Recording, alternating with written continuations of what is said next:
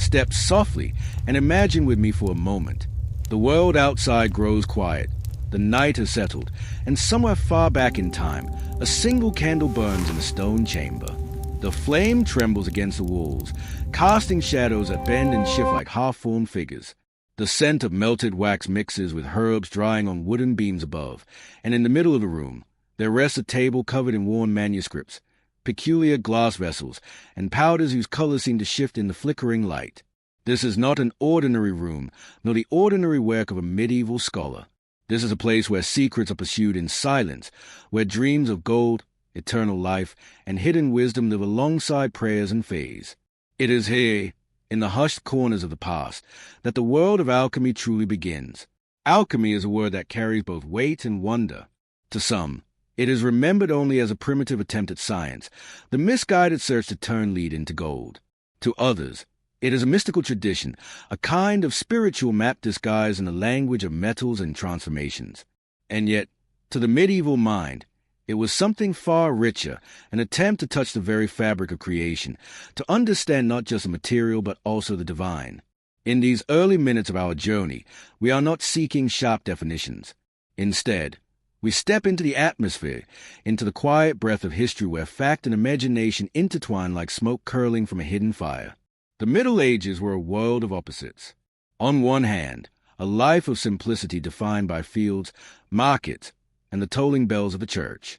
On the other, there existed a secretive, intellectual undercurrent where certain men, and sometimes women, pursued knowledge that was neither wholly accepted nor entirely condemned.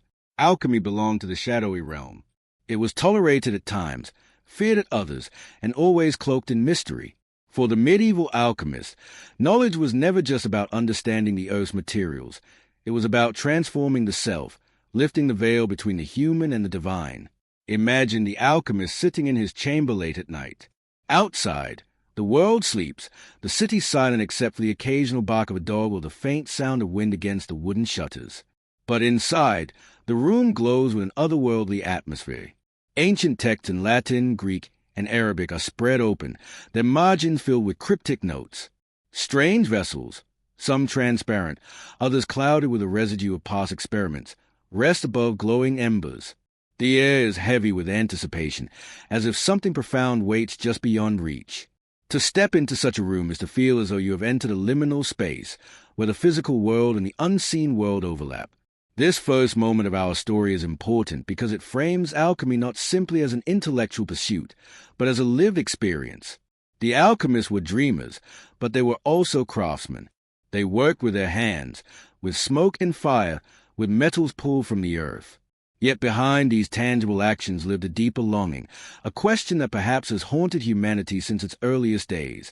Can we, in some way, change the essence of what we are?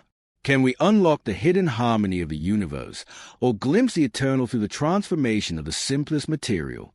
These are not questions asked loudly. They are whispered into the night, pondered as a candle slowly melts into wax and ash. In approaching alchemy, we must also hold close a contrast between what is known and what is unknown. Historians can trace certain manuscripts, name specific figures, and map out the influence of cultures upon one another. And yet, much remains mysterious. Countless texts were lost to fire, to censorship, or to the decay of centuries. Many recipes and symbols remain undeciphered. When we explore alchemy, we walk a narrow path, one foot grounded in history, the other stepping softly into mystery. It is this balance that gives alchemy its enduring allure, and it is why even today we can still feel a kind of quiet enchantment when the subject is spoken of. As you settle into this story, notice how the world outside grows dimmer, and the story itself becomes a candlelight that guides us. We are not in search of hurried answers or definitive conclusions. Instead, we are wandering gently, following the faint trail left by those who once believed that the smallest stone, the simplest metal, or the purest drop of liquid might contain the key to the universe itself. Alchemy was a dream stitched into the fabric of medieval nights, a dream of transformation, of hidden beauty, of secrets worth guarding with silence and symbol. So, in this opening moment, we invite you to rest within this forgotten chamber of time. Let the flicker of history cast its glow. Feel the stillness that comes when you listen for voices from long ago. Tonight, we begin a slow journey into the hidden world of medieval alchemists. a world where science and spirit touched hands, where failure and hope walked side by side, and where the line between the real and the imagined was blurred beyond recognition. Step with care, for we are entering a story that is as fragile as glass, as heavy as lead, and as luminous as gold. To understand the hidden world of medieval alchemists, we must first trace the winding river of thought that flowed into Europe long before the Middle Ages. Alchemy did not suddenly appear in the smoky chambers of the 13th century. It was born of older traditions, nurtured in distant lands, and carried across cultures like a sacred flame. Its roots reach back to the sands of ancient Egypt, to the scrolls of Greek philosophers, and to the luminous libraries of the Islamic Golden Age. Only by following this path backward can we see how fragments of forgotten wisdom became the foundation for the strange, secretive art that flourished in medieval Europe. The story begins in Egypt, land of temples, pyramids, and the Nile.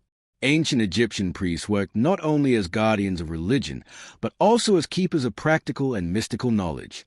They understood metals, pigments, and glass-making, and they viewed these crafts not merely as technical but as sacred. In their temples, inscriptions spoke of transformation, the cycle of life and death mirrored in the processes of nature.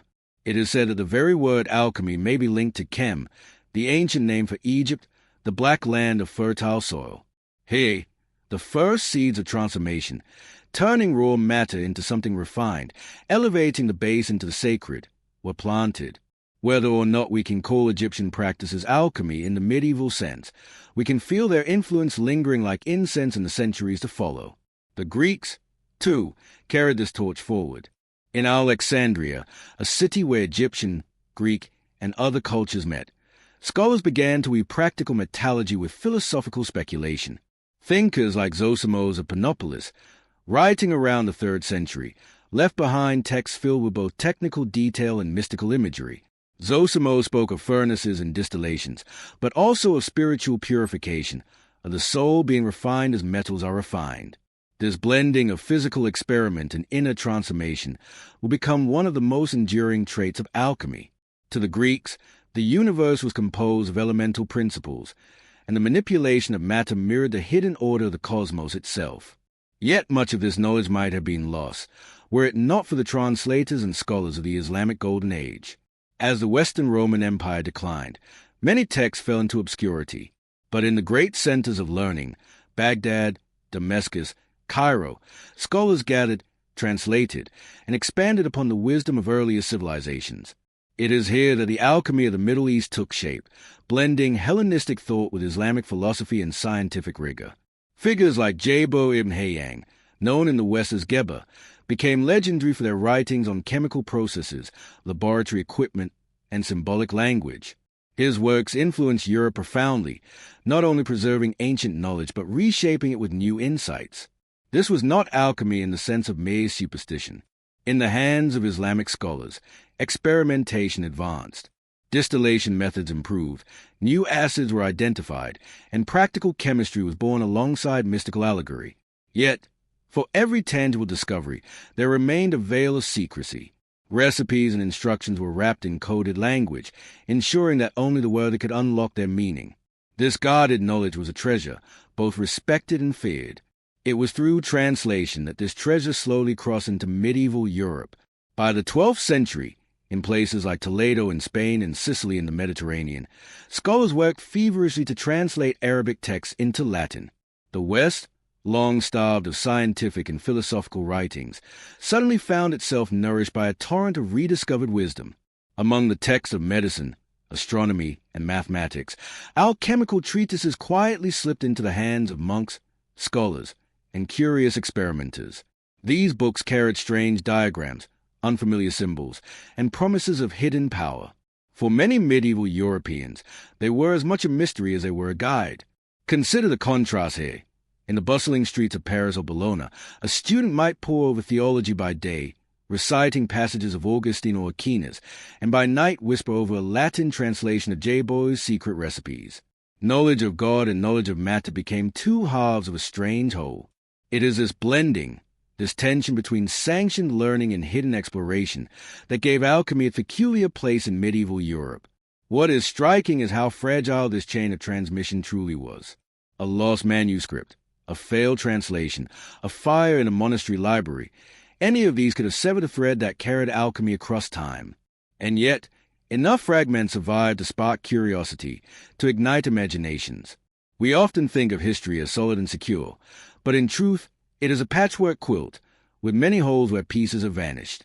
Alchemy thrives in those gaps, living not just in what we know, but in what we suspect was once known and is now gone. The journey from Egypt to Arabia to Europe is more than just a story of texts. It is also a story of cultural exchange, of how ideas migrate like birds across continents. In every new land, alchemy adapted. In Egypt, it reflected sacred cycles. In Greece, it spoke of philosophy and elements. In the Islamic world, it embraced both science and mystery. By the time it reached Europe, it had already become layered with centuries of meaning. What a medieval alchemist read in a Latin manuscript was not one culture's pure thought, but a palimpsest, a text written over countless times, carrying voices from distant lands. As we pause here, let us imagine the flow of knowledge as a river moving through time. At its source lie the sacred rites of Egypt. Flowing onward, it is joined by Greek speculation. Further downstream, it swells with the contributions of Arabic scholarship, widened and deepened by new currents.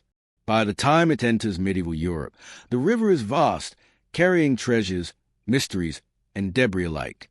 Those who dip their hands into it could never be sure what they would pull forth, a true insight, a practical recipe, or a riddle that would occupy a lifetime. This section of our journey reminds us that medieval alchemy was never simply European. It was a child of many lands, a fusion of voices across centuries. To know it is to feel the hum of history's interconnectedness, where East and West, sacred and scientific, mingled in ways both fragile and profound. And so, as the flame of the candle in the alchemist's chamber flickers, we realize it is not lit only by his hand. Its light is borrowed from Egypt's desert priests, from Greek philosophers in Alexandria, from scholars in Baghdad and Cairo, and from translators laboring in Spain. That single flame is, in truth, 1,000 flames, carried across time and space, now glowing quietly in the dark room of a medieval dreamer.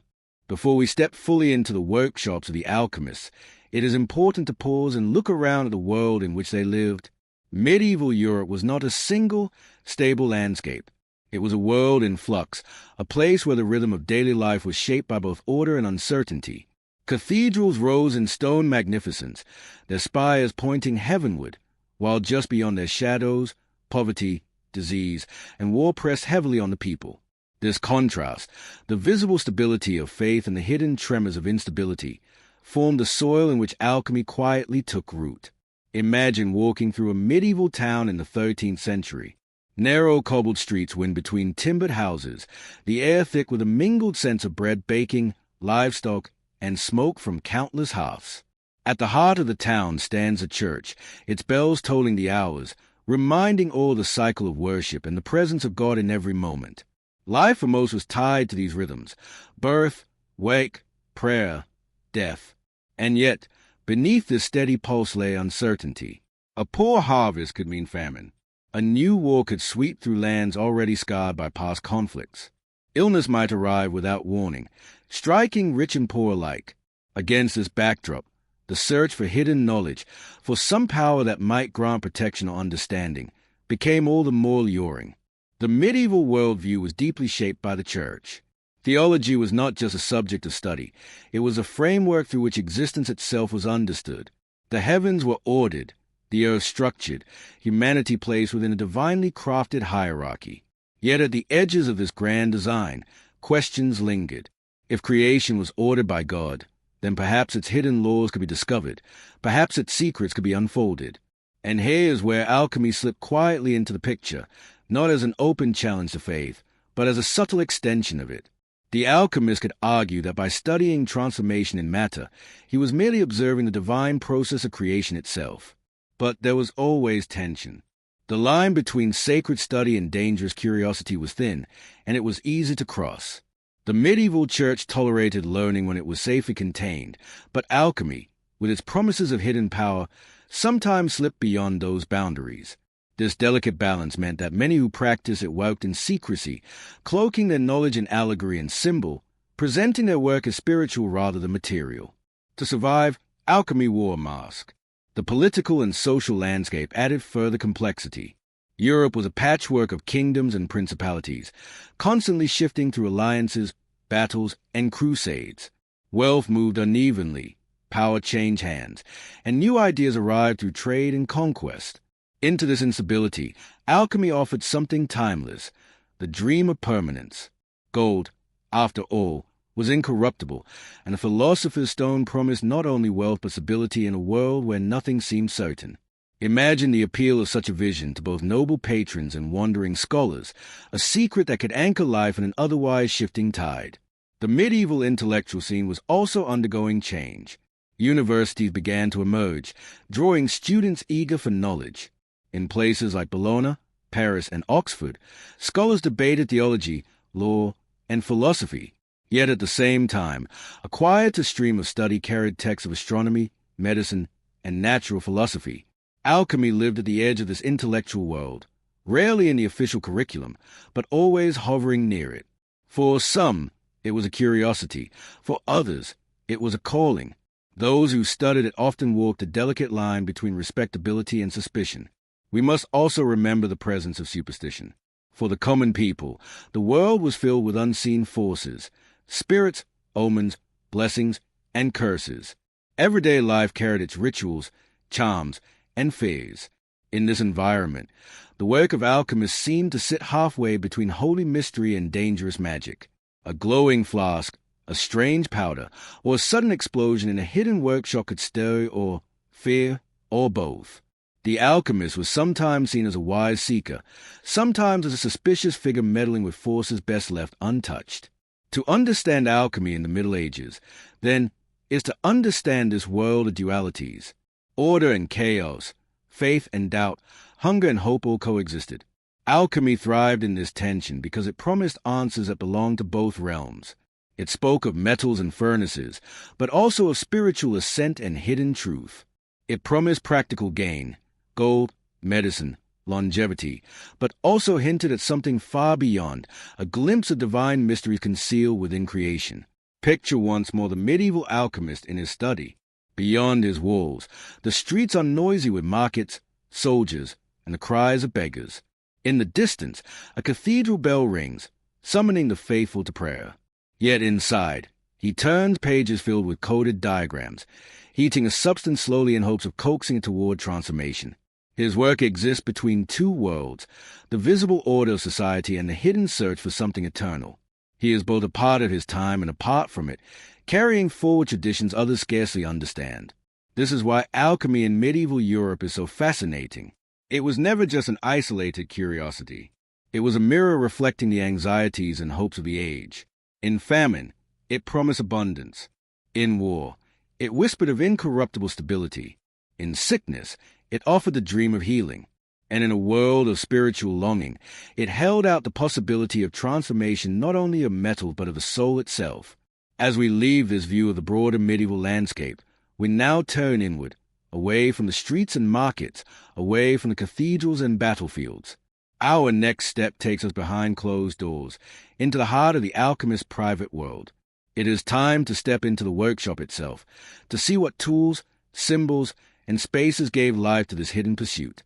Step now through a narrow doorway, one that creaks as it opens, and leave behind the busy world of medieval streets. Inside is a chamber dimly lit by oil lamps and a single, flickering hearth. The air is heavy with scents that are difficult to name: sulfur, smoke, herbs, and the faint sweetness of heated wine. This is no ordinary room.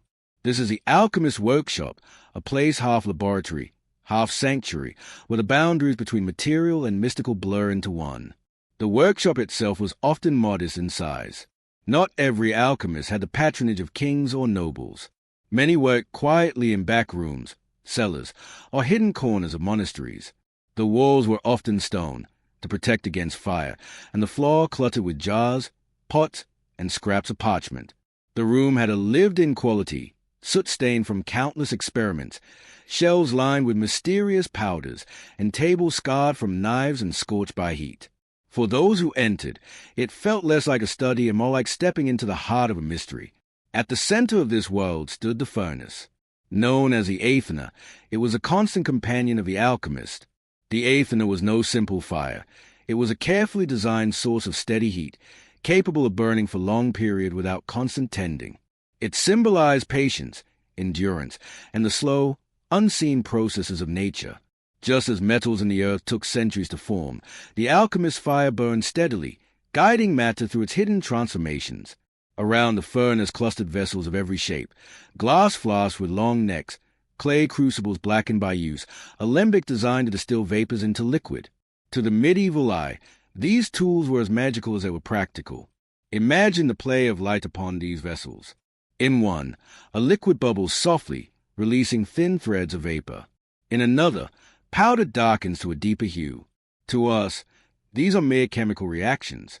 To the alchemist, there were echoes of cosmic processes, miniature reflections of the universe itself. The workshop was more than a place of labor. It was a mirror of creation.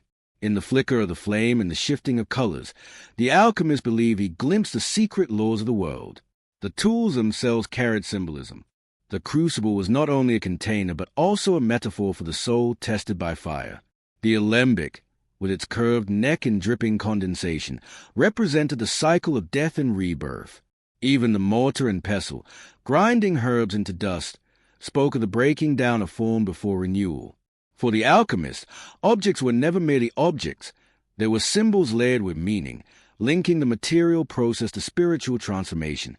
The text scattered across the tables added another layer of mystery. Some were ancient translations, others copied laboriously by hand. Margins were filled with strange symbols, circles, suns, moons, and cryptic beasts. Recipes instructed the alchemist to add the blood of the dragon or to heat the black sun until it turns to red. Outsiders might dismiss such writings as nonsense, but within the workshop, they formed a secret language. To the initiate, dragon's blood might mean a common resin. Black sun could signify a specific stage in the process of heating metals. The language was designed to conceal as much as to reveal, protecting the knowledge from unworthy eyes. The atmosphere in such a space was thick with contrast. On one hand, there was discipline, careful measurement, repeated trials, the slow recording of observations. On the other hand, there was dreamlike wonder, the belief that each reaction carried hidden meaning, that each success or failure mirrored the alchemist's own inner journey. This was science and mysticism intertwined, one inseparable from the other. Not all workshops were solitary. Some alchemists took on apprentices, teaching them to tend the fire, grind the powders, and read the cryptic texts. These apprenticeships were not merely about skills, but also about secrecy. Trust was essential, for knowledge carried danger. To share too freely risked ridicule, suspicion, or worse, accusation of heresy. Thus, the workshop was also a place of silence, where words were chosen carefully, and knowledge passed like a flame from one candle to another. Patrons occasionally visited such places, wealthy nobles curious about promises of gold, physicians hoping for new medicines, or clergy intrigued by the possibility of divine secrets hidden in nature. When such visitors came, the workshop became a theater of sorts. The alchemist would show them glowing flasks or strange transformations, hinting at wonders without ever fully revealing his secrets. To impress a patron was to secure support, but to reveal too much was to risk losing both mystery and protection. Imagine the alchemist at work late into the night. He stays a crucible, watching as lead darkens and shifts. He leans close to the glass of an alembic, following the slow drip of distilled liquid. Around him, the room hums with silence broken only by the crackle of fire. Hours pass, marked not by clocks but by the rhythm of the experiment. Outside, the world sleeps in its uncertainty. Inside, a single figure chases certainty in the language of transformation. The workshop becomes a world unto itself, detached from the flow of ordinary time. Yet, it was not only materials that were transformed in this chamber. The alchemist believed he, too, was undergoing change. Just as lead might one day become gold, so too could the flawed human soul be purified through patience, discipline, and devotion. The workshop, then, was not simply a place of science, but a place of meditation. Each experiment mirrored the inner journey of the alchemist himself. Failure was not just a ruined experiment, it was a lesson in humility. Success was not just a material result, but a sign of spiritual alignment. There is a haunting beauty in this vision of the workshop. It was a place both fragile and resilient. Many experiments ended in failure, explosions, shattered glass, wasted materials. But the alchemists returned again and again, believing that persistence would one day yield a hidden truth. In that sense, the workshop was also a place of hope, where every spark of fire carried the promise of revelation. And so, the alchemist's workshop was more than a physical space. It was a microcosm of the medieval world itself, practical and mystical, hopeful and uncertain, grounded in earth yet reaching for heaven. In its shadows, metals melted, powders changed, and dreams of transformation burned as steadily as a furnace at its heart. As we leave the workshop now, we carry with us not only the image of tools and flames, but also the sense of secrecy, of a language hidden behind symbols. For the next step in our journey is to understand that language itself, the cryptic codes and allegories in which alchemists wrote, shielding their wisdom from the eyes of the uninitiated. Step softly back into the alchemist's chamber, and notice something peculiar. Amidst the flasks and furnaces, amidst the powders and parchments, there are drawings that do not seem to belong to the world of practical science. Suns and moons gaze down from the margins of manuscripts. Dragons coil around crucibles. Kings and queens embrace in the glow of painted illustrations. At first glance, these symbols appear fantastical, almost like the decorations of a dream. But to the alchemist, they were more than art. They were the very language through which secret knowledge was recorded and preserved. Alchemy was never a science that could be spoken plainly. To do so was to risk censure, ridicule, or even persecution.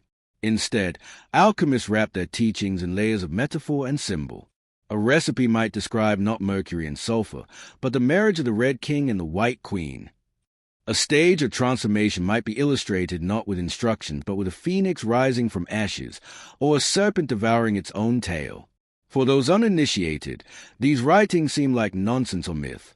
But for those who belonged to the hidden tradition, they held coded meaning, an invitation to look deeper, to read not with the eyes alone, but with imagination and intuition. Consider the sun and moon, two of the most common symbols. To the outsider, they might appear to represent the passage of time or celestial beauty. But to the alchemist, they were shorthand for gold and silver, the most noble of metals, and also for the union of opposites, male and female, active and receptive, fire and water. Their union was not only a chemical process, but also a symbol of harmony, the reconciliation of dualities within both matter and the human soul. The serpent was another powerful image.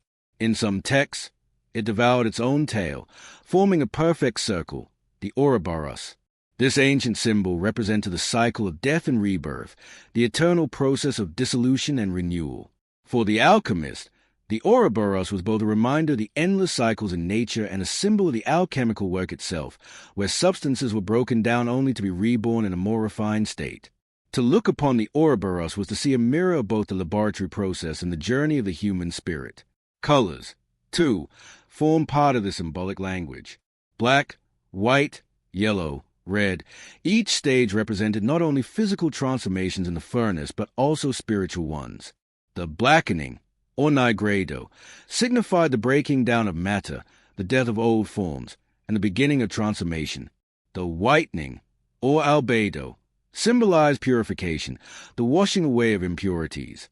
The yellowing, or citrinitas, hinted at the dawning of new insight, like the first light of day. Finally, the reddening, or rubedo, represented completion, perfection, the birth of the philosopher's stone. These colors painted the alchemist's manuscripts with meaning invisible to the untrained eye, yet radiant to those who understood. Animals populated the symbolic bestiary as well. Lions devoured the sun, symbolizing corrosive substances that consume gold. Dragons guarded hidden treasures, representing the dangerous and volatile materials that resisted control. Birds, often shown flying upward, signify the evaporation of substances or the ascent of the spirit. Each creature carried a dual weight, one practical, tied to laboratory processes, and one mystical, tied to inner transformation. The alchemist, reading these images, saw not only instructions but also a map of his own soul's journey. Why such secrecy? The reasons were many. On one level, secrecy was protection. In a world where heresy was punished severely, it was safer to describe the union of king and queen than to explain plainly the mixture of sulfur and mercury. On another level, secrecy was tradition. Knowledge was precious, to be revealed only to the worthy. By cloaking truth in allegory, the alchemists ensured that only those with patience, intuition, and dedication could unlock them. In this way, secrecy became a filter, preserving wisdom from the careless or the greedy. But there was yet another reason. For many alchemists, the mysteries of transformation could not be fully captured in straightforward words. They believed that the truth of the work was spiritual as well as material, and thus it required a symbolic language that could gesture toward realities beyond plain description. Just as a dream cannot be explained by logic alone, so too did alchemy require the language of image, myth, and poetry. Symbols did not just conceal, they also revealed, hinting at truths too deep for ordinary speech. Imagine an apprentice standing in the alchemist's workshop, being shown a manuscript filled with these strange figures. At first, he is bewildered. He sees kings, queens, dragons, and birds, but he cannot grasp their meaning. Slowly, under guidance, he learns to see differently. The red king is sulfur, the white queen is Mercury, their union a stage in the whelk. The dragon is a volatile spirit, both dangerous and essential. Over time, the apprentice learns that to read an alchemical text is to enter a layered world, where every image has both a practical and a mystical meaning. To understand it is to step into the hidden language of transformation. The symbolic language did not remain confined to alchemy alone. It seeped into art, literature, and architecture. Cathedrals sometimes carried carvings or windows that echoed alchemical imagery, serpents, suns, mystical marriages, blending sacred and secret languages in stone and glass. Poets borrowed alchemical metaphors to describe love, transformation, or spiritual growth. Even today, the language of alchemy lingers in our speech. Phrases like turning lead into gold or finding the elixir of life are echoes of these ancient symbols. The beauty of this language lies in its dual nature. It is at once a veil and a revelation. To the uninitiated, it hides meaning, appearing as myth or nonsense. To the initiated, it opens a door to layered truths. And even now, centuries later, scholars struggle to unlock certain symbols, to decode manuscripts whose meanings remain elusive. In this way, the alchemical language continues to live, half in light, half in shadow, always whispering of mysteries just beyond reach. As we leave this section, we carry with us the sense that alchemy was not merely about furnaces and powders. It was about a way of seeing the world, through symbols, through dreams, through layers of meaning. The alchemist's workshop was filled not only with smoke and fire, but with stories, myths, and images that transformed ordinary objects into cosmic signs. And now, having learned the language of their secrets, we move toward the heart of alchemy's dream, the quest for the philosopher's stone, the legendary gold that inspired centuries of patient labor, whispered hope, and luminous imagination. Among all the mysteries of alchemy, none shines more brightly than the quest for the philosopher's stone. It was a dream that drew countless seekers into smoky workshops, the promise that whispered through coded manuscripts, the vision that kept generations of alchemists turning metals in their hands, hoping that base matter might yield to something higher. To us today, the stone may sound like nothing more than legend, a fable for dreamers. Yet for the medieval alchemists, it was both a tangible goal and a profound symbol, at once a physical substance to be discovered and a spiritual perfection to be attained. The philosopher's stone was said to possess two miraculous powers. The first was the ability to transmute base metals into gold.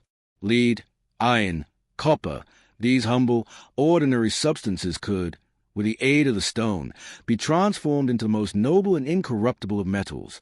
To a world in which gold was the emblem of permanence, purity, and divine radiance, this promise was irresistible.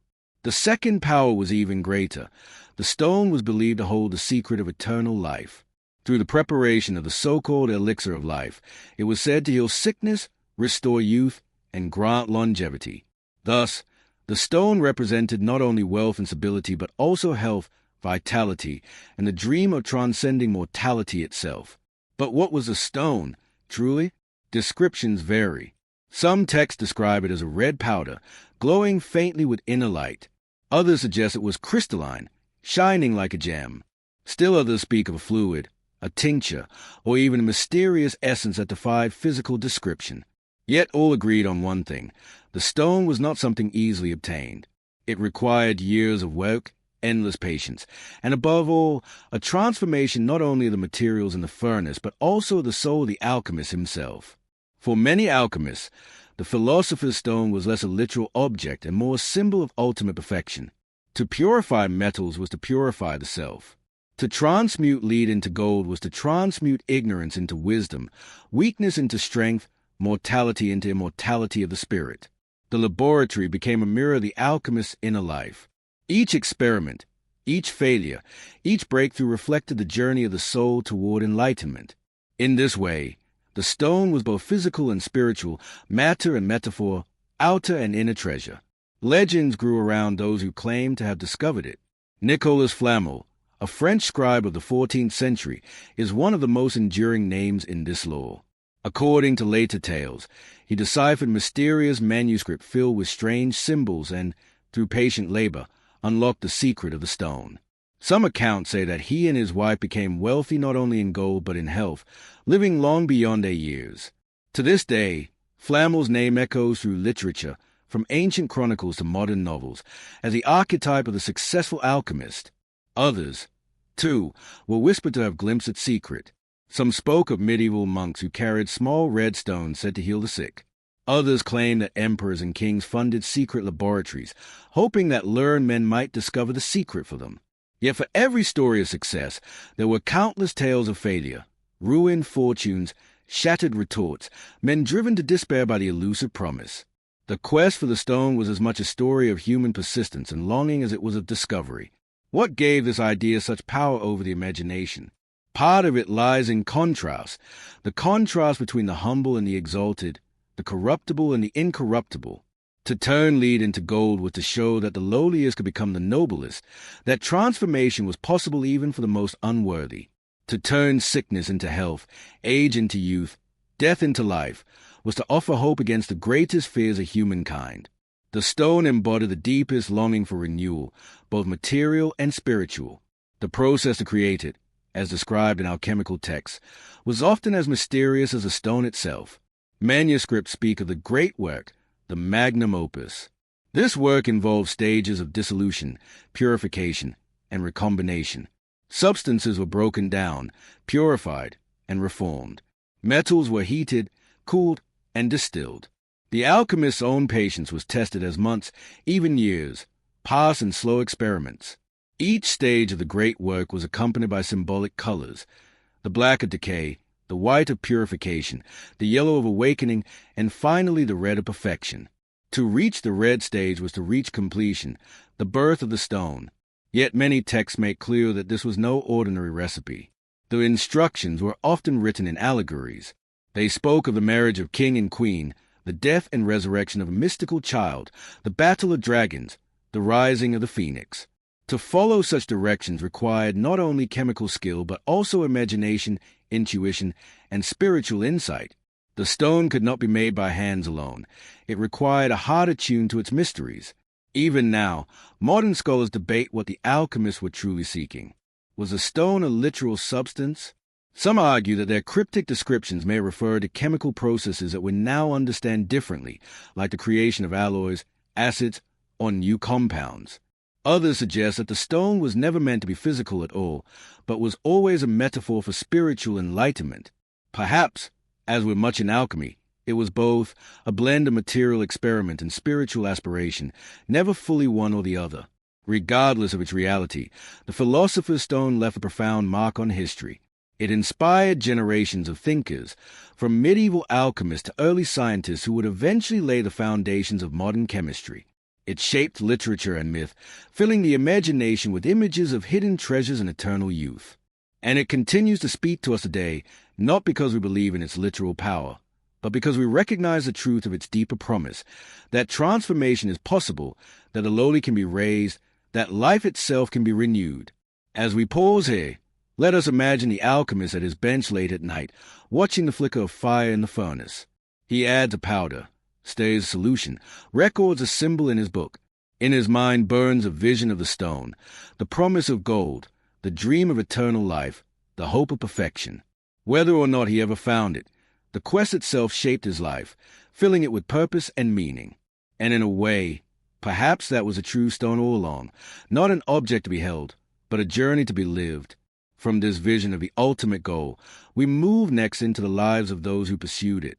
What sort of men and women dedicated themselves to this mysterious art? How did they live, and what stories did they leave behind? Let us turn now to their world, the strange and fascinating lives of the alchemists themselves. To understand alchemy, one must step not only into its symbols and texts, but also into the lives of those who pursued it. The alchemist was more than a figure bent over crucibles and manuscripts. He was a man, or sometimes a woman, living in a world of faith, fear, poverty, and hope. The pursuit of alchemy shaped their days and their nights, their reputations and their fortunes. Some were whispered about as saints or sages, others dismissed as fools or deceivers, and a few rose to legendary status, becoming almost mythical themselves. Their lives were as varied as the dreams they pursued, but woven through them all was a quiet intensity, a devotion to the mystery of transformation.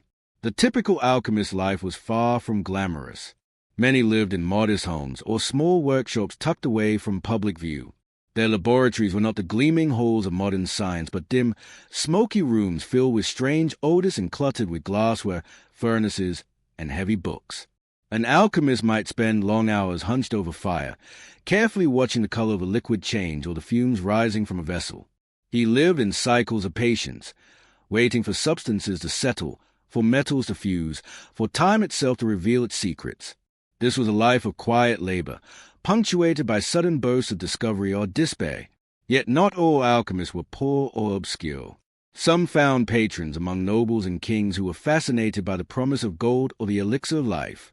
An alchemist with the support of a wealthy court could work in relative safety and comfort, supplied with rare materials and resources. But such patronage was a double-edged sword.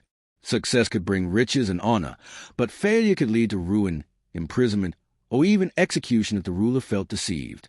To live under royal patronage was to live under constant pressure, the flickering hope of triumph shadowed by the threat of suspicion. Nicholas Flamel, whose name echoes through legend, was said to have been a humble scribe before turning to alchemy. Stories of him describe a man of patience and quiet determination, poring over strange manuscripts late into the night. Though much of what we know of Flamel is myth-embroidered centuries later, the image of a dedicated seeker, living a quiet life but burning with an inner quest, captures the spirit of many real alchemists. There were others whose lives turned toward the mystical and the spiritual. Some alchemists lived like monks, treating their work as a form of prayer. For them, the laboratory was not separate from the chapel. Each experiment was a meditation, each fire a symbol of divine presence, each transformation a step toward God. These alchemists lived lives of austerity, fasting, and solitude, believing that the true stone could only be revealed to the pure heart. In their writings, we glimpse lives shaped not by the lure of gold, but by the longing for enlightenment and union with the divine. Of course, not all who called themselves alchemists were so noble. In every age, there were charlatans, men who promised kings mountains of gold, only to vanish with a patron's fortune. These tricksters might use sleight of hand, hidden powders, or clever illusions to simulate transformations. Their lives were often dramatic, filled with sudden wealth and sudden downfall. For once discovered, they faced scorn or punishment. Their stories serve as a shadow to the more sincere seekers, reminding us that wherever there is mystery and hope, there will also be deception. But beyond the myths of Flamel and the scandals of frauds, there were countless ordinary alchemists whose names are forgotten. These were men who worked in silence, sometimes in small villages, sometimes in city workshops, passing their knowledge from master to apprentice. They did not seek fame or fortune, only the slow pursuit of understanding. Their lives were filled with long nights, faint candlelight, and the steady rhythm of fire and glass. They left behind no grand discoveries, but in their persistence, they carried forward a tradition, ensuring that the dream of alchemy never fully died. Women, too, played a role in this hidden history, though their contributions are often overlooked.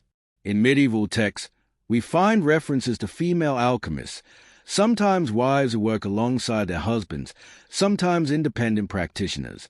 The figure of Maria the Jewess, though from an earlier age, was remembered in medieval writings as one of the founders of alchemical technique, credited with inventing apparatus such as the bain-marie, the Mary's bath, still used in cooking today. Her name became a symbol of women's hidden yet enduring presence in this art. The lives of these women alchemists were often constrained by the expectations of their societies, but their influence lingered in manuscripts and traditions. To imagine the life of an alchemist is to imagine a delicate balance. By day, he might be a craftsman, physician, or scholar attending to ordinary work. By night, he withdrew into his workshop, chasing visions of the stone. His neighbors may have thought him eccentric. His family may have worried at the endless expenses for materials, yet within him burned the hope of discovery. His life was woven of patience, secrecy, and faith in the unseen. The alchemist's life was also marked by danger.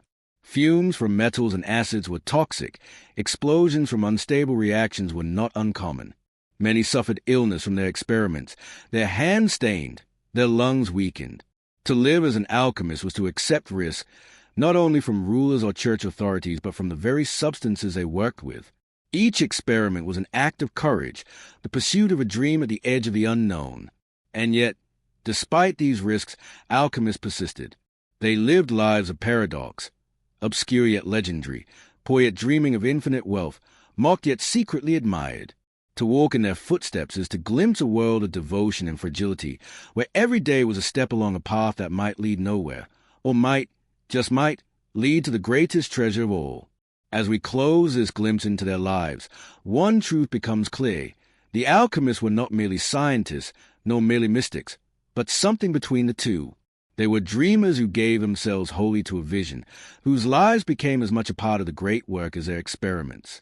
In their devotion, they remind us of the deep human longing to seek, to transform, and to hope, even in the face of uncertainty. From their lives, let us now move to their libraries, the manuscripts, treatises, and secret books where they recorded their wisdom in veiled words and shimmering symbols. If the alchemist's workshop was his stage, then his manuscripts were the enduring voice he left to the ages. If the workshop was the heart of the alchemist's daily life, then the manuscripts were his voice across time. Within those pages, often bound in worn leather and ink with painstaking care, the secrets of alchemy were recorded, hidden, and preserved.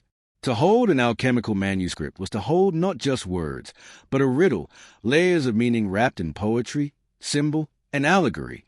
These books were not straightforward guides, nor were they meant for the casual reader. Instead, they were labyrinths of knowledge, where each line demanded patience, imagination, and a willingness to walk the path of mystery. Alchemical manuscripts were not mass-produced. Each was a unique creation, often copied by hand, sometimes illustrated with vibrant images. A single text might pass from master to apprentice, altered along the way, each generation adding its own glosses or cryptic notes. In some cases, entire manuscripts were the work of many anonymous hands, stitched together over centuries, carrying fragments of wisdom from distant lands. What emerged was less a tidy book and more a tapestry of thought, woven from science, philosophy, mysticism, and myth. One of the most famous of these is the Emerald Tablet, attributed to the mysterious figure Hermes Trismegistus. Though brief, its words have echoed through the centuries, as above, so below. This phrase alone has fueled endless interpretations, suggesting that the workings of the heavens are mirrored in the earth, and that the transformations of matter reflect transformations of the soul. Alchemists pored over such lines, drawing diagrams, debating meanings, using the tablet as a compass in their great work. The brevity of the text was its power. Its few words opened vast doors of speculation and wonder. Beyond the Emerald Tablet, there were countless other treatises. The Rosarium Philosophorum filled its pages with symbolic woodcuts, each image a lesson in transformation. The Aurora Consurgens, attributed by some to the theologian Thomas Aquinas, mingled alchemical allegory with mystical devotion. Manuscripts like these did not offer clear recipes, but rather journeys, guiding the reader through stages of death, purification, and rebirth. To read them was to step into a dream where philosophy and chemistry intertwined. Many manuscripts were deliberately obscure. Recipes would mention the blood of the green lion or the tears of the moon. Ingredients were given strange names, processes described in riddles. To the uninitiated, such words seemed like nonsense, but to those within the tradition, they formed a coded language. Mercury might be the serpent, sulfur the red king. To conceal and reveal at once was a way of the alchemist's pen. Such writing protected knowledge from the careless, while also elevating it into poetry. Illustrations carried equal weight. Strange beasts devoured one another. Suns and moons embraced. Fountains overflowed with stars. A single image could condense an entire stage of the work, speaking more deeply than pages of text. To turn the pages of an alchemical manuscript was to step into a gallery of mysteries, where every picture hinted at truths just beyond reach. These illustrations, preserved in faded ink and delicate lines, remain today as haunting windows into the minds of their creators. The survival of these manuscripts was precarious. Some were hidden away in monasteries, tucked into libraries where only a few could access them. Others were destroyed, victims of suspicion or fire. Wars, inquisitions, and the decay of time claimed many more. What we have today is but a fragment of what once existed. And yet even these fragments are enough to show the richness of the tradition, the breadth of its imagination, and the depth of its dedication. There is also the haunting question of the lost books. Alchemists often refer to ancient sources they claim to have consulted, works from Egypt, Greece, or the East. Some spoke of texts preserved from the legendary city of Alexandria, others of secret writings passed from Arab scholars during the medieval period.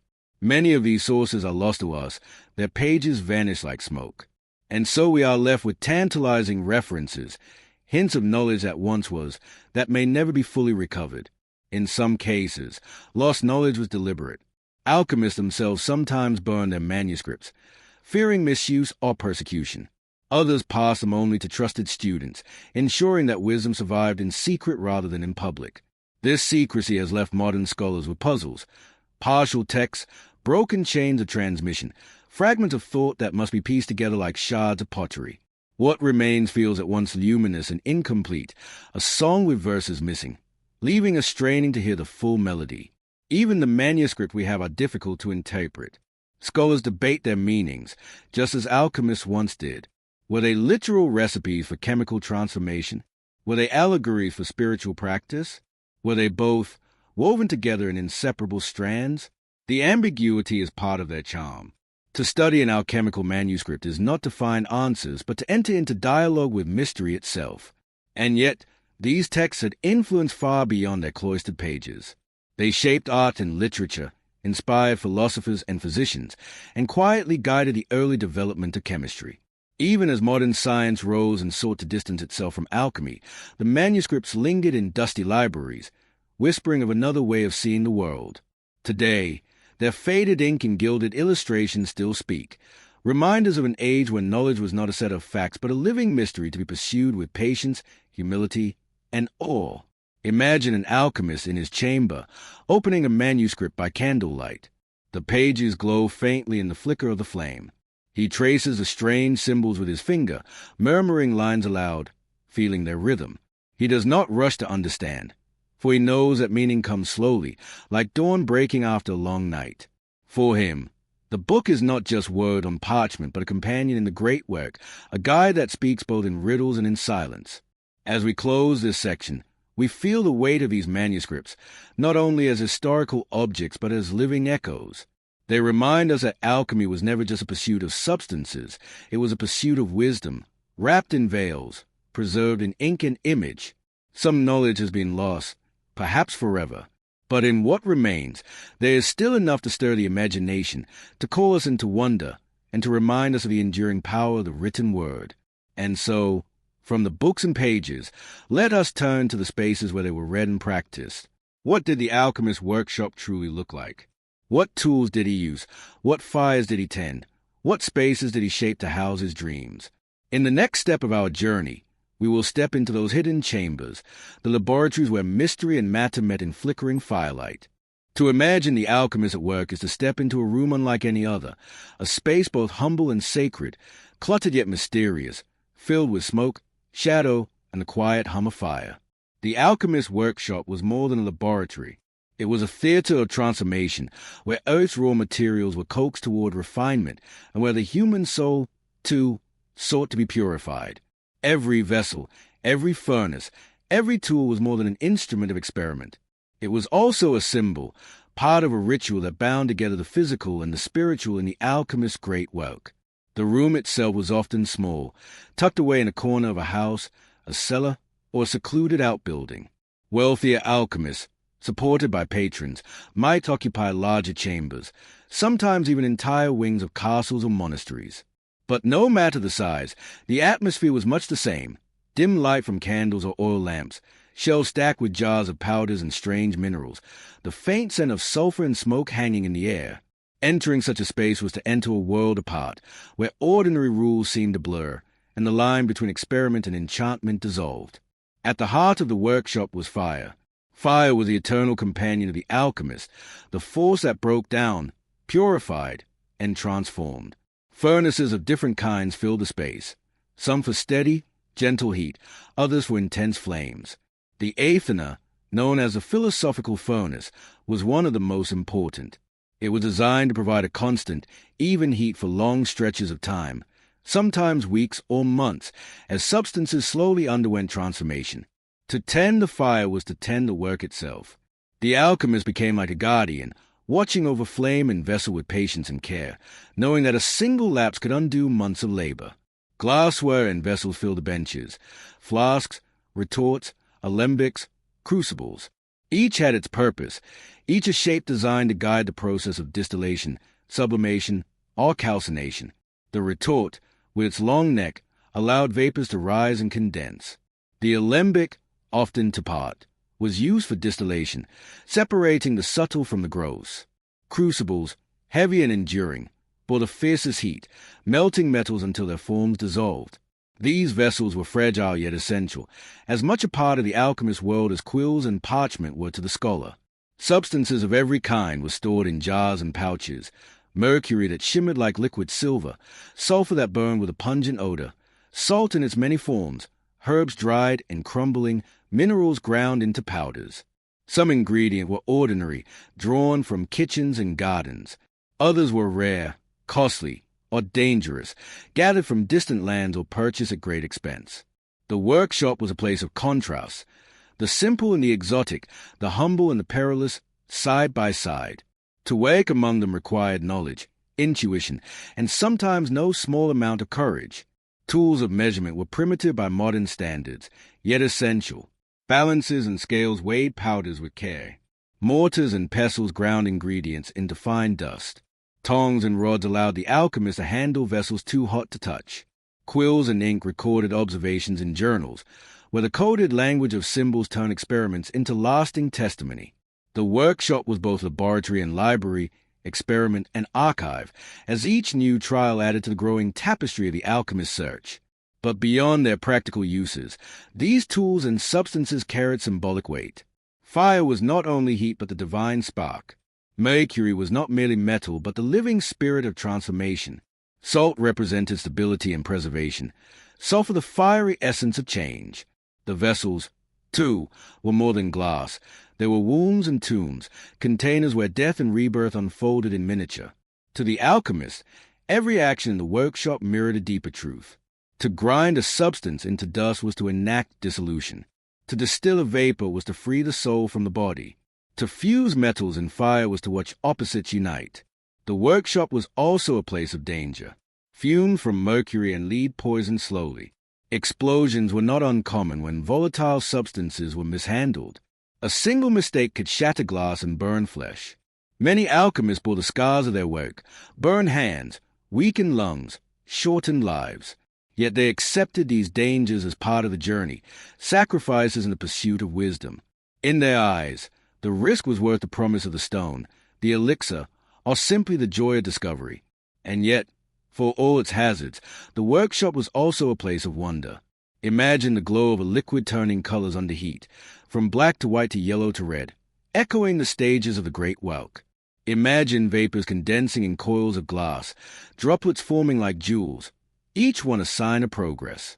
Imagine metals fusing, separating, recombining, hinting at the possibility of transformation.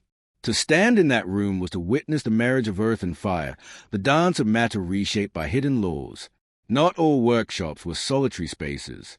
Some alchemists worked with apprentices, teaching them to grind powders, tend furnaces, and record observations. The relationship between master and apprentice was often secretive and intimate, bound by loyalty and guarded knowledge. To be admitted into the workshop was to be admitted into a hidden family, where secrets were passed down not through books alone but through shared labor and whispered instruction. The image of the alchemist's workshop, with its clutter of vessels and its ever-burning fire, has lingered in the imagination for centuries. Painters depicted it as both comic and sublime, sometimes a messy room of a foolish dreamer, sometimes a holy chamber glowing with divine light. Writers describe it as a place where wisdom and folly walk hand in hand. And even today, when we think of alchemy, it is often this image that arises first. The solitary figure bent over glass and fire, chasing transformation in a room filled with smoke and symbols. The workshop was, in truth, both real and metaphorical. It was a physical space where metals were melted and vapors distilled. But it was also a sacred space of the imagination, where the alchemist's inner journey mirrored the outer processes. To tend the fire was to tend the soul. To watch substances dissolve and recombine was to watch the self undergo death and rebirth. In this sense, the tools of the trade were more than instruments. They were companions in a journey of transformation, markers on the path toward the hidden stone. As we leave this chamber, the image of smoke and fire still lingers. We can almost hear the crackle of flame, the clink of glass, the faint scratch of a quill across parchment. We sense the dedication and solitude of those who gave their lives to this art, who believed that in the smallest vessel, in the humblest tool, the secret of the universe might be found. From here, let us step beyond the walls of the workshop and look outward. For the alchemist did not live in isolation alone. His world was shaped by the society around him, by kings and courts, by suspicion and faith, by the delicate balance between secrecy and survival. To understand alchemy fully, we must now explore how these hidden seekers lived within, and sometimes against, the societies of their time. The alchemist, though often imagined as a solitary figure hunched over flickering flames, did not exist apart from the world. His experiments, his writings, his very survival were woven into the fabric of the society around him. In truth, alchemy was always caught in a tension between fascination and fear, reverence and suspicion. To some, the alchemist was a sage, a vessel of hidden wisdom who might unlock the secrets of nature and even extend life itself. To others, he was a dangerous deceiver, a trickster chasing illusions, or worse, dabbling in forbidden arts too close to magic. And so, the life of the alchemist was often precarious, balanced between patronage and persecution. For rulers and nobles, alchemy held an irresistible allure. In a world where wealth was power and power was fragile, the promise of turning lead into gold shone like a beacon. A king who could control such secrets would never fear poverty, never face empty coffers after war. Gold meant armies, alliances, and influence. But beyond wealth, the alchemist whispered of something greater, the elixir of life, a potion that might extend years, preserve youth, or banish disease. For monarchs who feared death, this was a temptation almost too strong to resist. Thus, across Europe and beyond, alchemists found themselves drawn into the courts of princes and kings, where their furnaces were tended under the watchful gaze of power. Patronage could be a blessing. An alchemist with the favor of a noble might be given funds, rare ingredients, even entire laboratories to conduct his experiments. He could pursue his work without fear of hunger or poverty. Some were granted titles, lands, or comfortable positions at court. But patronage also carried peril. If result did not meet expectations, suspicion could turn swiftly to anger. A failed experiment might be seen not as a natural outcome of a long and uncertain process, but as deception, betrayal, or even treason. Many an alchemist, once cherished, found himself imprisoned or punished when gold failed to appear in the crucible. Beyond courts and castles, ordinary society often viewed alchemists with wary eyes. To neighbors, the smoke-filled rooms and strange smells of the alchemist's workshop could appear sinister. The muttered incantations, the cryptic symbols, the late-night fires, all seemed too close to sorcery for comfort.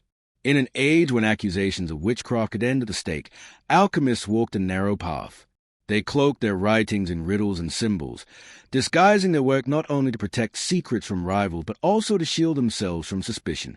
To outsiders, these symbols looked like nonsense, or worse, dark signs of occult practice. The line between respected natural philosopher and feared magician was razor-thin. The Church, too, held an ambivalent stance. On the one hand, alchemy was condemned when it strayed into heresy or appeared to usurp the divine order. To claim one could create gold from base metals might be seen as an affront to God, a presumption to rival the Creator. The elixir of life, too, could be condemned as prideful, a human attempt to grasp eternal life reserved for the divine. On the other hand, some monks and clerics themselves practiced alchemy, seeing in it a reflection of spiritual truths. For them, the purification of metals was a metaphor for the purification of the soul, and the search for the stone became an allegory of Christ himself. Thus, within the very halls of monasteries, alchemy found both enemies and allies. There are stories of alchemists who thrived under protection, and those who fell under suspicion. Some were honored, their works preserved in fine libraries, their names remembered with respect. Others were ridiculed as charlatans, imprisoned for fraud, or driven into exile. The fate of an alchemist often depended less on his skill than on the patience of his patrons, the geared will of his neighbors, and the subtle shifting winds of belief and fear in his time. And yet, despite suspicion, society was drawn to the alchemist's aura. He was a figure of mystery, a keeper of secrets. His words, even when obscure, carried weight. His workshop, though feared, was also a place of wonder. In towns and villages, tales of local alchemists spread, embroidered with rumor and imagination. Some whispered of men who had truly made gold, who had vanished suddenly with their secrets. Others told of failures that ended in explosions, strange lights, or fires that consumed whole homes.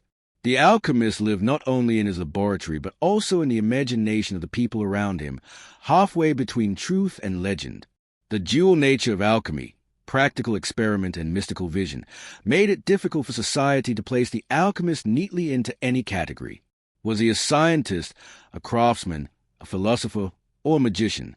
In truth, he was all of these and none, existing on the border between worlds. This liminal quality was both his strength and his danger. It allowed him to inspire, to attract patrons and followers, to whisper of possibilities beyond the reach of ordinary men. But it also exposed him to suspicion, as his very existence challenged the boundaries of knowledge and faith.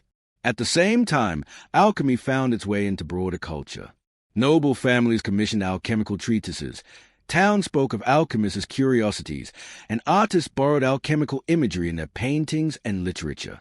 To the wealthy, supporting an alchemist was sometimes a mark of prestige, a way of showing refinement and interest in hidden wisdom. To common folk, the alchemist was more often a curiosity, someone feared, mocked, or quietly admired from a distance. Even those who scorned alchemy could not fully dismiss it.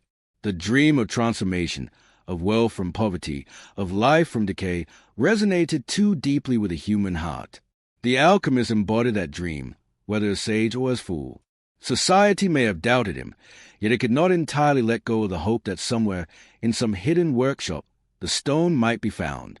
And so, the alchemist lived in a state of constant negotiation, with patrons, with neighbors, with authorities, with the church, and with the imagination of society itself.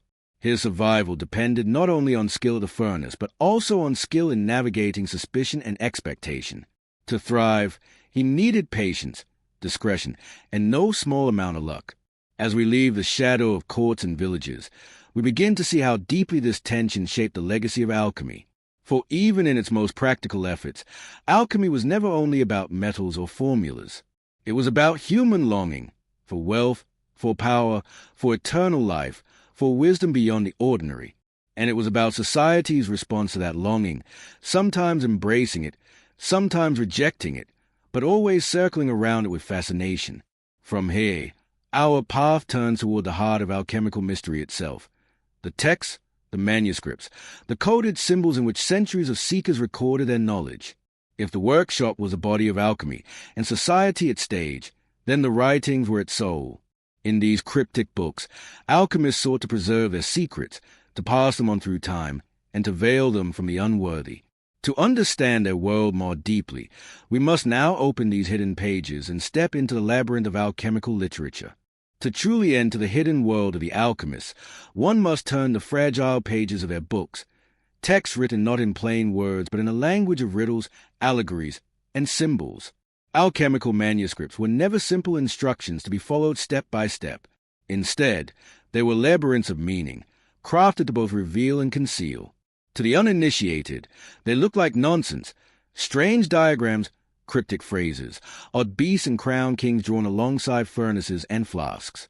But to those within the tradition, these texts held the key to the Great Weg, written in a code that blended philosophy, poetry, and vision. The decision to cloak knowledge in mystery was deliberate. Alchemists believed that their secret should not fall into unworthy hands. If anyone could read plainly how to make gold or prepare the elixir of life, society might descend into greed, chaos, and misuse of power. Thus, the written word was wrapped in veils of allegory. A phrase like the marriage of the sun and moon might seem like a fable, but to the adept it meant the union of sulfur and mercury, or of opposing principles within the vessel. A dragon devouring its own tail was not merely a fantastical beast. It was the Ouroboros, a symbol of eternal cycles, of dissolution and rebirth. The imagery in these texts drew from a vast well of traditions. From the Hermetic writings of ancient Egypt and Greece came the sense that all nature was alive with divine spirit, waiting to be awakened.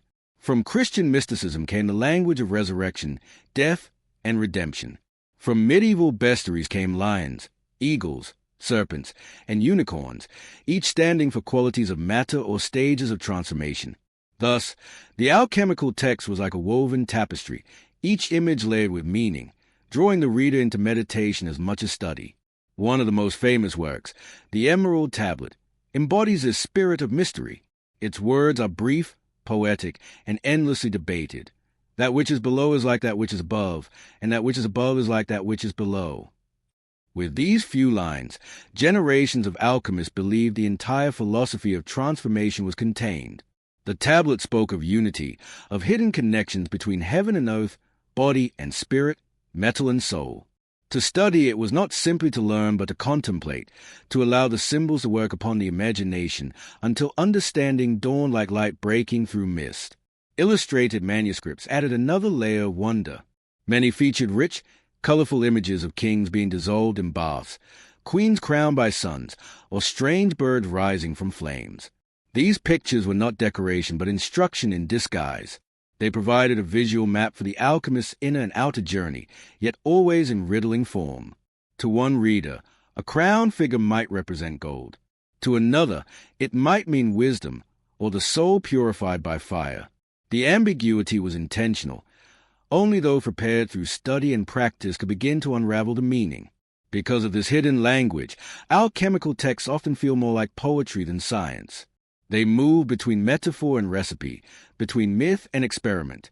One passage might describe the black crow of putrefaction spreading its wings, followed by a note about heating a substance gently for 40 days. Another might speak of the king's death and resurrection, echoing both Christian story and chemical process.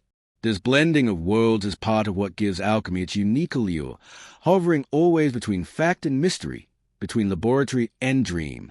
But secrecy came at a cost. Misunderstanding was common. Some readers took allegory literally and attempted impossible recipes. Others dismissed the entire body of alchemical writing as folly. Still others, hungry for shortcuts, copied texts without grasping their inner meaning. To guard against this, many alchemists added yet more layers of concealment, invented words, shifting symbols, deliberate contradictions. The result was a literature that could frustrate even the most diligent reader, yet reward the patient with flashes of insight like sudden stars in the night sky. The transmission of these texts was itself an act of secrecy. Manuscripts were copied by hand, passed from master to apprentice, hidden in monasteries, or locked in chests. Some were burned to protect knowledge from falling into the wrong hands. Others traveled across borders, carrying with them fragments of Greek, Arabic, Hebrew, and Latin traditions.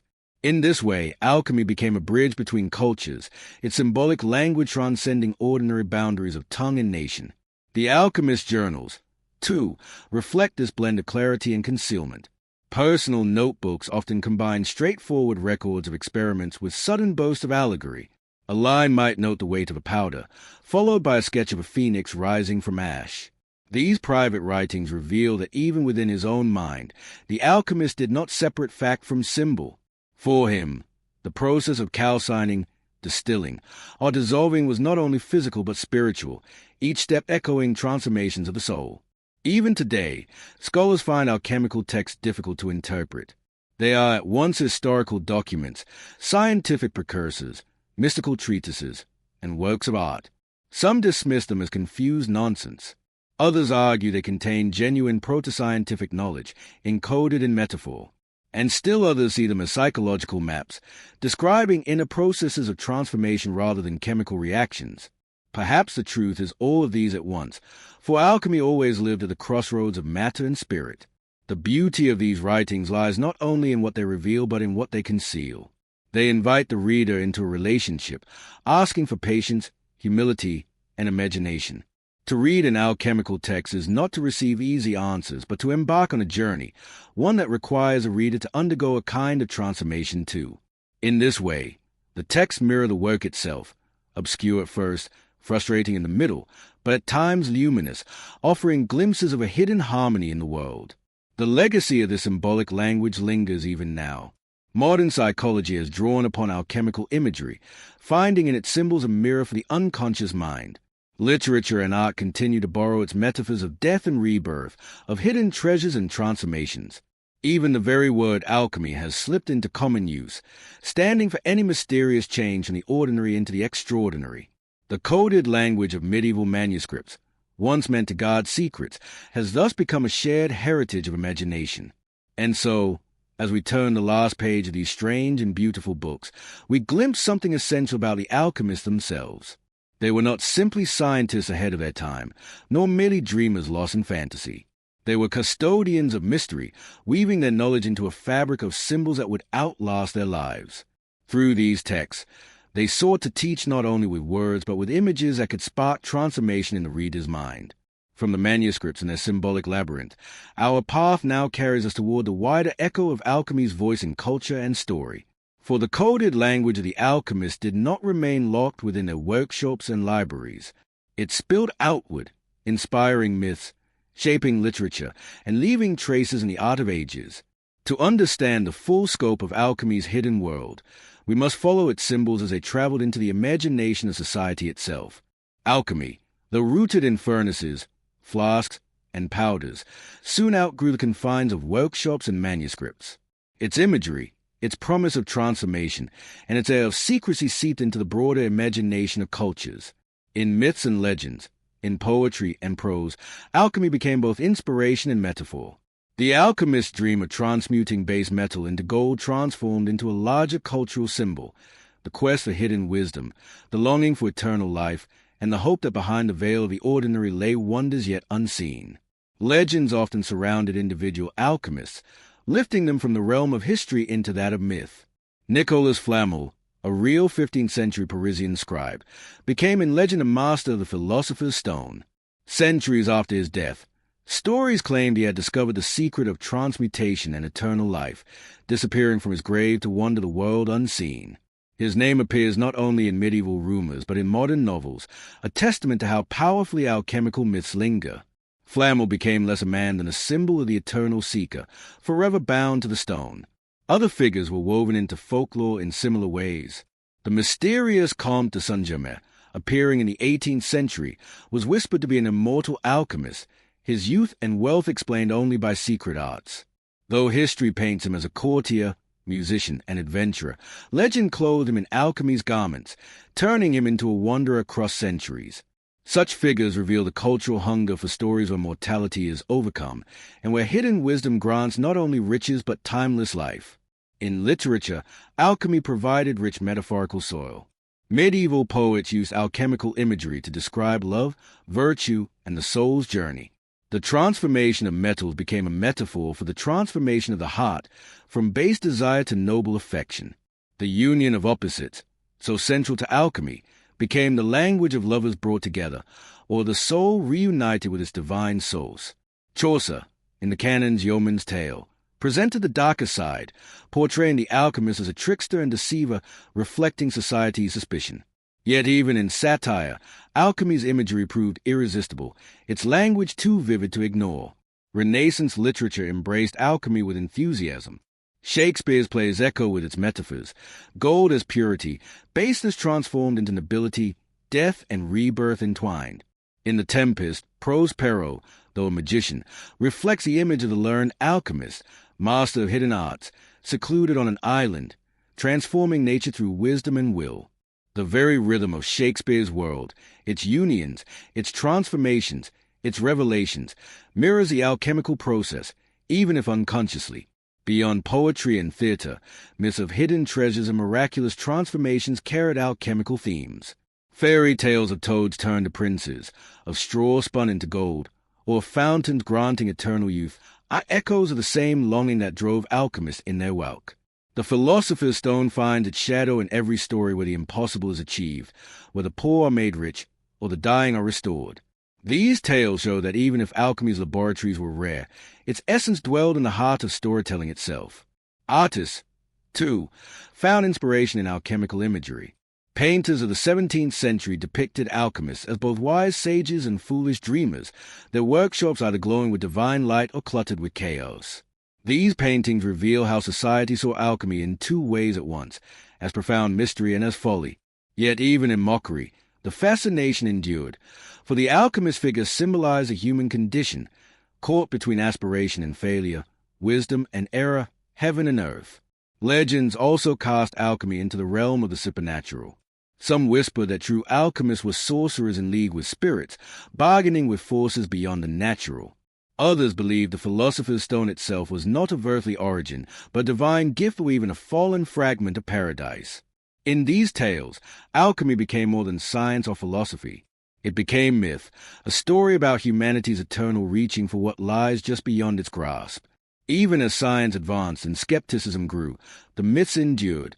In the Enlightenment, when alchemy was increasingly dismissed as superstition, writers still wove it into their stories. The image of the alchemist hunched over a furnace became a symbol of obsessive pursuit, of the dreamer who sacrifices all for hidden knowledge. Romantic poets, in turn, found in alchemy a language for the soul's longing, using its symbols to speak of imagination, transformation, and the mystery of human existence. In modern times, alchemy continues to haunt literature. From Goethe's Faust, with its pact for knowledge and power, to contemporary novels where the philosopher's stone or elixir of life reappear, the imagery proves inexhaustible. Even in popular culture, films and stories borrow its themes of hidden transformation, of secrets buried in old books, of laboratories glowing with mysterious light. Alchemy, once confined to dim workshops, now flickers in the glow of screens and the pages of fantasy. Why does alchemy linger so powerfully in myth and literature? Perhaps because it speaks to universal desires. To turn base into noble, to heal what is broken, to find life in the face of death. These are not just chemical experiments, but human dreams. The alchemist's furnace is a human heart, where longing burns and where, in story after story, transformation becomes possible. The philosopher's stone, whether hidden in a medieval manuscript or reimagined in modern fiction, is not merely a mineral but a symbol of hope, that the ordinary can become extraordinary, that the mortal can touch the eternal. Thus, in myth, literature, and legend, alchemy has found its truest immortality. Even if the philosopher's stone was never forged in a crucible, it has been created in countless imaginations, shaped by poets, storytellers, and dreamers. The alchemists may have passed, their workshops turned to dust, but their vision lives on wherever stories of transformation are told. And now, as we leave the realm of myth and story, we turn back toward the line of history itself. For alchemy, though wrapped in legend, was not only an art of dreamers, but also a seat of science.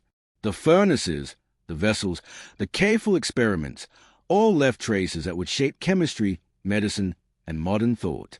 To understand alchemy's legacy, we must now step from the world of myth into the dawn of science, where alchemists became both ancestors and shadows of what we now call modern science.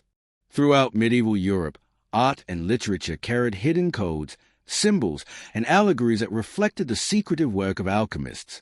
To the casual eye, a manuscript's margins decorated with strange animals or a church mural depicting peculiar vessels might seem merely ornamental, yet to the initiated, these details whispered of transmutation, purification, and the eternal search for hidden truth. Alchemy found its way into poetry, where metaphors of fire, water, and transformation alluded to inner change as much as physical processes. Painters, too, cloaked their canvases with veiled references, serpents swallowing their tails, phoenixes rising from flames, and suns and moons locked in eternal embrace. These images functioned as coded language, speaking to those who sought the great work while remaining obscure to the untrained viewer. Medieval poets often described love, longing, and divine pursuit in words that mirrored alchemical transformation. The burning heart, the cleansing water, the death of the self, and the rebirth of the spirit all paralleled the steps of transmutation. Similarly, illuminated manuscripts frequently included intricate emblems, circles within circles, geometric patterns, and mirrored figures, all symbolizing harmony and the unity of opposites. In plays and allegorical tales, characters embodying mercury, sulfur, or salt would act out struggles that mirror the chemical processes hidden away in shadowed laboratories. These works, while serving as entertainment or devotion, were also repositories of coded wisdom. The great Gothic cathedrals themselves may be read as alchemical texts written in stone. Gargoyles, stained glass, and spiral staircases all contributed to symbolic narratives of ascent, purification, and illumination. The placement of light through windows and the interplay of darkness in vaulted halls echoed the alchemist's vision of enlightenment emerging from shadow. In the grand architecture of the age, one could sense that the entire world was understood as a crucible, a sacred vessel where both matter and spirit underwent transformation. What makes this interplay of art and alchemy so captivating is how it blurred boundaries between sacred and secret. Religious icons and alchemical emblems existed side by side, each enriching the other, leaving behind an enduring sense that spiritual growth and material change were inseparably linked. And yet, for all the symbols that survive on parchment, canvas, and stone, their meanings remain elusive, layered, and resistant to final interpretation. Each reader or viewer is left to wonder, were these works merely allegories, or were they blueprints for something far more practical, perhaps even dangerous? This symbolic thread connects us not only to the minds of medieval alchemists, but also to the broader cultural imagination that gave rise to both mysticism and science. From cathedral walls to secret manuscripts, alchemical idea became a shared language across Europe. As we move forward, it becomes clear that these symbolic expressions were not merely artistic flourishes, but a bridge carrying alchemy into realms of philosophy, theology, and eventually the birth of modern thought. The question then arises, how did these ideas, once hidden behind metaphor and image, find their way into the dawn of experimental science? That is the path we now follow. As the medieval world moved into the Renaissance, the hidden laboratories and symbolic manuscripts of alchemists began to give way to something more structured, something that bore the shape of what we now call science. Yet this transformation was not sudden, nor was it a clean break. Instead, it was a gradual unfolding, where the language of fire and spirit, gold and transmutation, slowly blended into precise vocabulary of chemistry, physics, and medicine. The alchemists, with their secretive practices, prepared the soil from which experimental science would emerge, even if their mystical frameworks would eventually be abandoned. Figures such as Paracelsus embodied this transition. He drew deeply from alchemical traditions, yet directed them toward healing and practical medicine. To him, the laboratory was not only a place to search for gold, but also a place to find remedies hidden in minerals, plants, and metals. His emphasis on experimentation, testing, refining, and observing planted seeds for later generations. Alchemy's processes of distillation, sublimation, and calcination were reinterpreted, not as metaphors for the soul, but as repeatable techniques to extract medicines and understand the properties of matter. This merging of the mystical and the practical marks one of the most fascinating turning points in intellectual history. The Renaissance also brought a shift in how knowledge was shared. Whereas medieval alchemists had often written in riddles and allegories, the new thinkers began publishing clearer treatises, illustrated with diagrams that revealed more than they concealed. Printing presses carried these works across Europe, spreading ideas once hidden in cloistered cells into the hands of students, physicians, and natural philosophers. And yet, the mystical language never fully disappeared. Even as more systematic methods emerged, the promise of hidden wisdom, of secret powers within matter, lingered in the margins of these early texts. Alchemy's influence can be traced into the works of Isaac Newton, who spent as much time writing on alchemical experiments as he did on mathematics and physics. To him, the forces that govern the cosmos and the hidden transformations of matter were not separate but interconnected mysteries waiting to be unveiled. Though modern science remembers Newton for gravity and motion, his alchemical pursuits reveal how deeply the roots of science are entwined with the mystical soil of earlier centuries. The transition from alchemy to science also represents a broader cultural shift. From secrecy to openness, from guarded manuscripts to public debate, from solitary mystics to collaborative communities of scholars. The Royal Society in England and similar institutions elsewhere became gathering places where experiment replaced allegory, where results were tested and verified rather than hidden behind symbols. And yet, beneath the surface of this emerging rationalism, the ghost of alchemy still lingered. Its dreams of transformation, its search for perfection, and its insistence that matter contained mysteries beyond the visible world shaped the imagination of those who gave birth to modern science. What remains striking is a contrast: alchemy cloaked in secrecy, whispered in hidden chambers, and science unveiled, debated in lecture halls and written in precise language. Yet both were driven by the same restless curiosity, the same desire to unlock the mysteries of existence. It is this continuity, hidden yet undeniable, that allows us to see alchemy not as a failure, but as a necessary bridge. Without it, the great revolutions of chemistry and physics might never have taken the shape they did. As we near the end of this journey, one final question lingers. What is the legacy of alchemy today, in a world that prides itself on rational science and technological mastery? Does it still whisper in the corners of modern thought, or has it faded into nothing more than myth? To answer this, we must reflect on the broader cultural and philosophical legacy of alchemy and how its echoes still reach us across the centuries. As the story of alchemy draws to a gentle close, we find ourselves looking back over a landscape both shadowed and luminous. It is a history filled with paradoxes, secret manuscripts and public experiments, spiritual quests and material pursuits, mystical allegories and practical techniques. Though the medieval alchemists never succeeded in creating gold from lead, their legacy runs far deeper than the myths of hidden furnaces and bubbling flasks. They left behind a worldview that invited humanity to see matter not as lifeless dust, but as something alive with potential, something capable of transformation. That vision, though wrapped in mystery, continues to echo even in our modern age. Alchemy's legacy can be seen in the birth of chemistry, in the tools and methods that carry it forward into laboratories we now take for granted. Distillation, crystallization, and fermentation, all once alchemical arts, remain vital in science, medicine, and industry. Yet alchemy's true gift may not lie in these techniques alone, but in the imaginative framework it offered. It taught that behind every surface lay hidden layers, that change was always possible, and that nature guarded secrets waiting for patient seekers to uncover. In this way, alchemy gave birth not only to science but also to a spirit of wonder. Culturally, the echoes of alchemy are everywhere. We see them in literature that speaks of transformation, in art that cloaks itself in symbolic imagery, and in modern psychology, where thinkers like Carl Jung found in alchemical texts a map for the soul journey.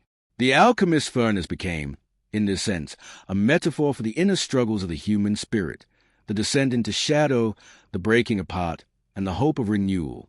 In dreams of turning lead into gold, one may hear the deeper wish of all humanity, to change suffering into wisdom, ignorance into understanding, and limitation into transcendence. And yet, there's also a lesson in humility.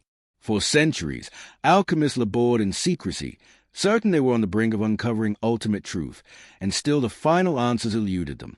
What remains is not a completed project, but an unfinished story, one that continues to invite us to explore, to imagine, and to question. In this way, alchemy reminds us that not all mysteries are meant to be solved, and not all knowledge can be captured in formulas and laws. Some truths live best in symbol and story, shimmering just beyond reach. As we close our eyes on this journey, we can picture the quiet chambers of medieval Europe once more. The flicker of candlelight dances on the walls, casting long shadows across shelves of strange vessels and powders.